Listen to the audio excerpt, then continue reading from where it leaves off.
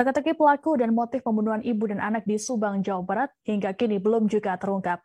Kepolisian ikut menerjunkan ahli forensik yakni Kombes Pol Dr. Sumihastri Purwanti untuk ke lokasi pembunuhan setelah autopsi kedua korban pada 2 Oktober 2021. Dalam live Instagram bersama dengan akun @pusatforensik.ui pada Minggu 7 November, Dr. Hastri menduga bahwa lamanya pengungkapan kasus karena TKP yang rusak. Hal ini bermula ketika kriminolog Adrianus Meliala menanyakan kepada Kombes Sumihastri Purwanti soal kualitas polisi di Jawa Barat yang secara umum lebih unggul dibandingkan dari luar Jawa. Menanggapi pertanyaan dari Adrianus tersebut, Kombes Hastri langsung membantahnya.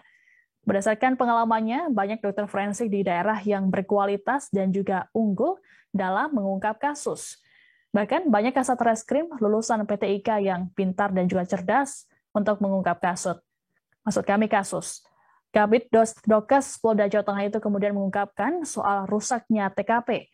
Pasalnya, selain penyidik, lokasi kejadian juga turut dimasuki oleh sejumlah orang yang tidak berkepentingan seperti masyarakat di sekitar lokasi yang penasaran dengan TKP tersebut.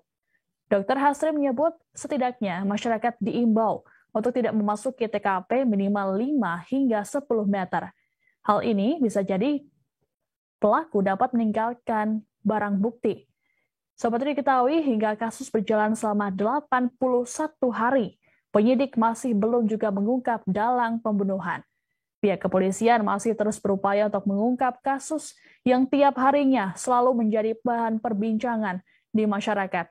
Sejauh ini, sebanyak 54 saksi sudah diperiksa oleh pihak kepolisian untuk diminta keterangan perihal kasus tersebut. Terbaru, pihak kepolisian kembali memanggil sejumlah saksi kunci pada Senin 8 November hari ini. Dalam pemanggilan kali ini, kakak Turi yakni Ida dan juga suami korban Yosef kembali diperiksa. Untuk total, Yosef sudah dipanggil polisi sebanyak 15 kali. Jadi harusnya memang tidak ada otopsi kedua kalau di kedokteran forensik. Tapi ya kalau memang dianggap perlu ya kita periksa lagi. Karena ternyata memang periksa jenazah itu kayaknya mudah tapi sebenarnya sulit. Jadi benar-benar orang yang benar-benar mengetahui dan bisa connect dengan TKP. Dan seharusnya memang kalau seperti ini dokter forensiknya juga datang ke TKP, Prof. Jadi bisa tahu apa gitu. Dan harus didampingi penyidik gitu. Kalau dia tidak mau atau tidak tahu tentang TKP, ya penyidik ada di kamar jenazah.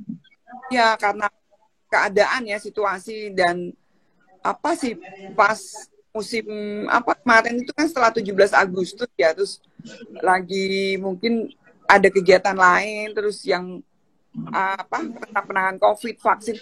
Tapi selama hasil kan juga dokter polisi juga. Jadi selama ini kita bisa kok bekerja dengan tim olah TKP, dengan Levot dan turun bersama-sama seperti itu, Prof. Jadi ya jangan menyalahkan teman-teman penyidik Polres Subang karena kan memang tidak semuanya bisa dan pengalamannya, Prof. Jadi memang harus terus kita ingatkan terus dan kita memberi pelajaran atau arahan kepada teman-teman penyidik yang baru. Iya, merusak TKP. Mungkin karena banyak penduduk masyarakat tahu, kadang kan ya tanpa disadari malah mengganggu TKP yang sampai 10 meter ya, kira-kira minimal 5 meter jangan masukkan TKP. Siapa tahu kan pelaku meninggalkan sesuatu di sekitar.